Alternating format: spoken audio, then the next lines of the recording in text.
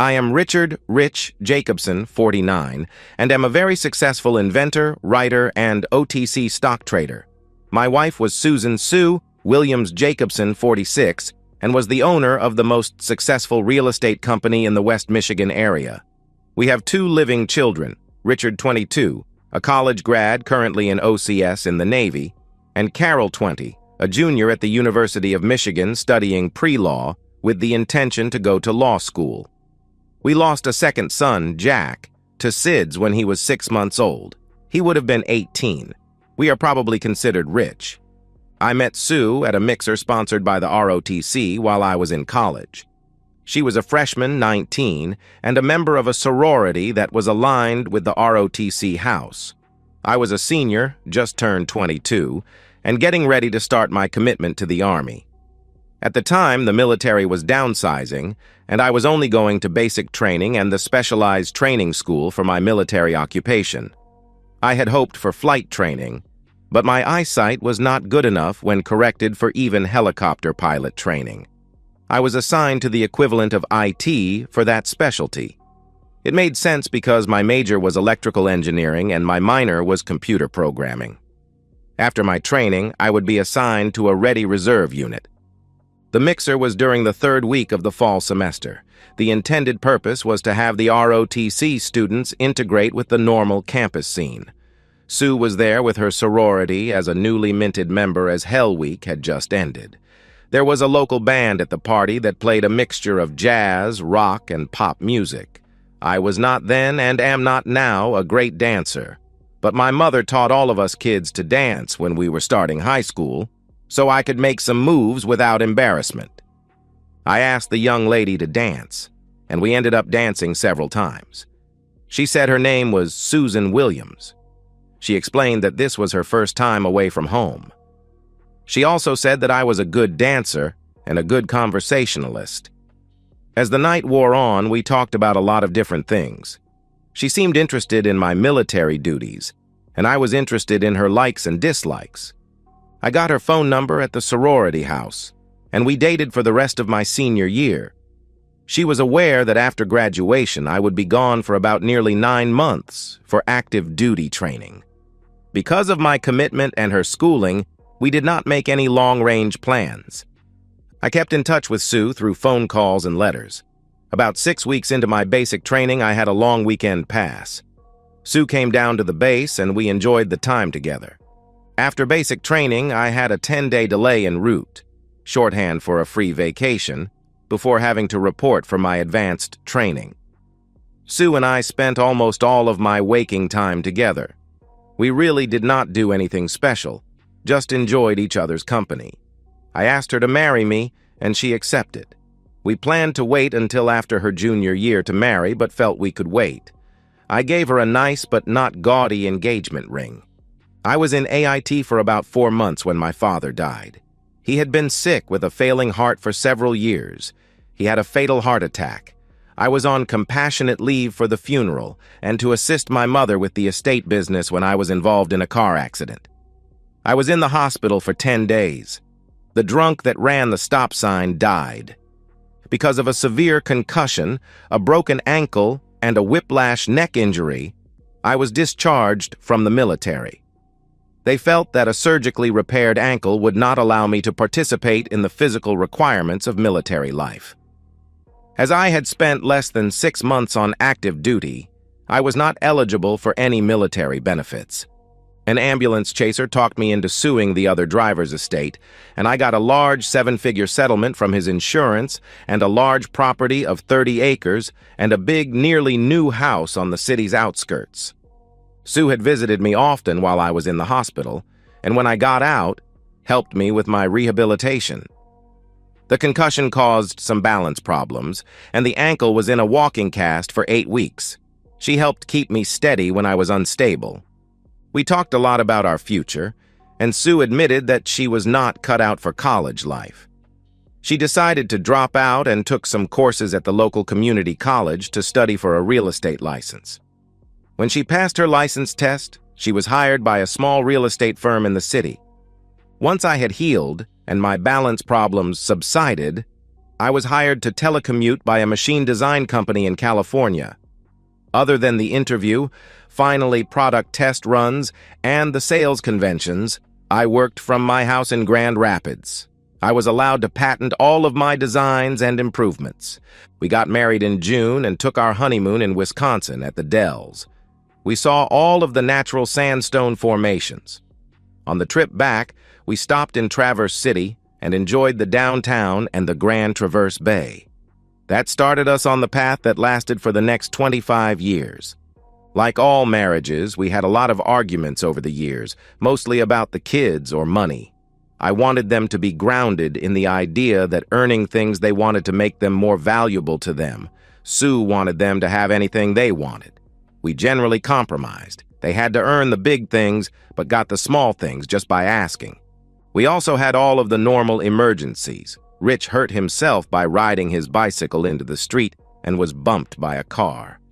The bones healed, the road rash cleared up, but the small scar through his eyebrow over his left eye gave him a devilish look. Carol was the consummate tomboy until she hit her teens. Then her worst injuries were numerous broken hearts. They were good kids, and we tried to give them the space to learn from their mistakes while trying to keep them safe. We managed to last through the kids, the dramas, and the catastrophes of married and family life.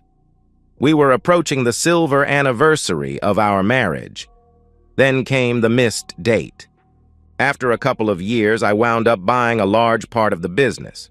Sue advanced in the real estate firm to where she finally bought it. The kids were normal kids. I started writing because my kids told me I was a great storyteller, and they started recording and transcribing my stories when they were in high school. When they had a fair amount of stories built up, they contacted a literary agent, and he came and offered to represent me and get me published. The first company he went to offered me a great contract, and the only thing I insisted on that they did not offer up front was that the copyright and secondary rights belonged to me. They agreed, and when they heard some of the kids' recordings, wanted me to read the audiobook versions. The stock trading started when I sold my share of the company and licensed the patents to the new owners. They were a little upset when they discovered that the company did not own the patents. After some serious negotiations and an adjustment of the price, they bought the business. Because I did not have any definite goals, I was bored. So I took a couple of online courses in stock trading and tried my hand at what is commonly called day trading. But I was looking at longer turnaround times and much lower stock purchase prices. That made any losses less costly and wins generally bigger. I traded penny stocks. The OTC market had thousands of small and medium-sized companies that had stock prices of $5 or less per share. I had an average of 20% winners, and that actually made the trading very profitable. About 8 months before our silver anniversary, things had been getting very frosty around our house. Sue became very shrill in her unhappiness. She also stopped all intimacy with me. I did not have any idea what the problem was. When I suggested counseling, the frost became ice. I then suggested to Sue that a long vacation would be nice. I also suggest that we plan something to celebrate our 25th anniversary. I hoped that this might heal whatever was causing the problems.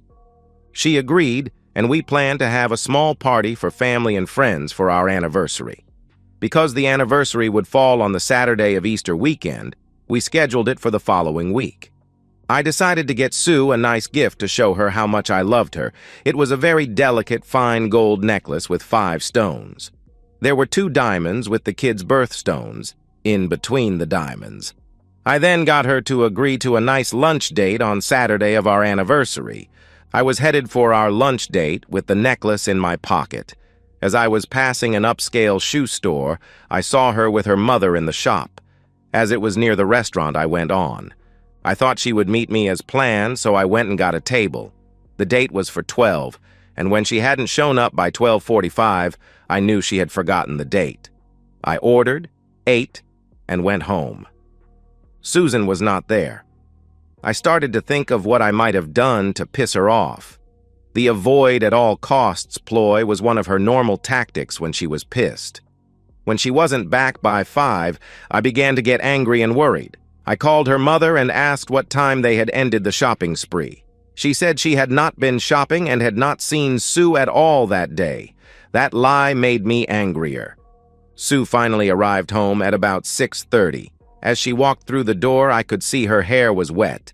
I angrily said, "I really enjoyed our anniversary lunch, dear. I hope whoever you got your mother to cover for was worth it. It hasn't rained here for several weeks, and here you are with wet hair." Sue turned white and started to say something and then stopped. She reached up and slapped me. Then she started crying. I warned her that she had better not ever try to slap me again, or we were through. I also demanded an explanation as to why she had her mother lie for her. I told her I saw the two of them shopping 20 minutes before our lunch date. I pointed to the kitchen table and said, "I had a wonderful day planned for our 25th anniversary, but you never showed. On the table are the cruise tickets I was going to give you. There in that empty jewelry box was a necklace that had 5 stones on it to commemorate our life together. But if you look, the tickets are now canceled. The box is empty. If you can't keep a date with your husband on our anniversary, you don't deserve any gifts." I continued, "I have already called all of the people who were coming tonight and canceled the party. Your loving son, Rich, wanted to know why. When I told him, he said, and I quote, 'What has the stupid bitch done now?' When I explained to your daughter, she said, 'Well, the stupid woman finally screwed the pooch. Daddy, I will always be here for you, her not so much after this.' She recoiled from those statements. Then she just reached back like she was going to hit me again, and then stopped. She screamed, 'That's right, you're such a wimp. You wouldn't hit a woman. You're too much of a gentleman. Well, for your information, asshole, sometimes I like it a little rough. Marty, your best friend, fills that need for me. Oh, and just so you know, he is getting a divorce, so I think I will too.' With that, she stormed out of the kitchen and into the bedroom and locked the door. I had already removed all of my clothes from it and put them in the guest room. I was disgusted and hurt, but thought that it seemed to just be par for the way things had been going. I went and knocked on the bedroom door and heard something hit the other side. Then Sue screamed, 'Go away! My lawyer will have the papers ready Monday.' I just reached for my little paperclip key and unlocked the door. I opened it and looked in at Sue crying on the bed. I angrily said, 'Happy anniversary, you just dumped the last 25 years of your life down the drain because you want to get slapped around. You have to be the dumbest woman in town. Marty's 2 ex-wives have restraining orders against him for putting each of them in the hospital. His current wife is the daughter of a policeman who has told him if he ever hurt her, he would be in jail for a long time. Do you really think that you were the first one he slapped around?' With that, I left the room and closed the door. Sue went ahead with the divorce, asking for nothing but her personal savings account. She and Marty, my ex-friend, got married the day after it was final. A year later, Marty killed her when he beat her so badly he broke a rib and a splinter punctured her heart. Marty got 15 years for second-degree murder, and I visit Sue's grave every year on what would have been our anniversary. I put a bouquet of flowers there and talk to her. I don't know if she listens, but it helps me. She was a significant part of my life and gave me 2 wonderful children. In the end, she hurt me, but I loved her.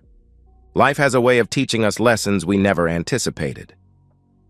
In the aftermath of Sue's tragic end, I found myself reflecting on the 25 years we spent together, years that were a blend of love, challenges, and the shared goal of raising a family. Despite the betrayal, the lies, and the heartbreak that tore us apart, I cannot erase the good moments or the life we built together. Sue's choices led her down a dark path, but I choose to remember her as the woman I fell in love with before things went wrong. In the years following her death, I've learned to find peace in forgiveness, not just for her, but for myself. It would be easy to live in bitterness, but what good does that do for me or our children? Richard and Carol have grown into remarkable adults, and I'm proud of the part I played in that, even if Sue wasn't there to see it through. They are the enduring legacy of a marriage that, while ultimately broken, produced something beautiful. Each year as I visit her grave, I'm reminded that love and pain are intertwined, and sometimes we have to face the ugliest sides of both. I still carry the lessons of our life together, and perhaps in some way, Sue's story serves as a reminder that we are all capable of losing ourselves if we aren't careful. As for me, I continue to grow, embracing the life I have now, richer for the experiences and stronger for having endured. The grief and sorrow have faded, leaving behind a quiet acceptance of what was, what could have been, and what will never be. Life moves forward, and I've learned to move with it. For all her flaws, Sue was my wife, and a part of me will always love her. In this, I find peace. And so, we've reached the end of today's story. Was it what you expected, or did it take a twist you didn't see coming? I'm curious to hear your thoughts. Share them in the comments below, and let's get a conversation going. If this story kept you hooked, make sure to hit that like button. And if you're new here or just haven't subscribed yet, now's the perfect time to join our community. I bring you fresh, captivating stories every day, so click that subscribe button and turn on notifications so you never miss out. Thanks for watching, and I'll see you in the next one.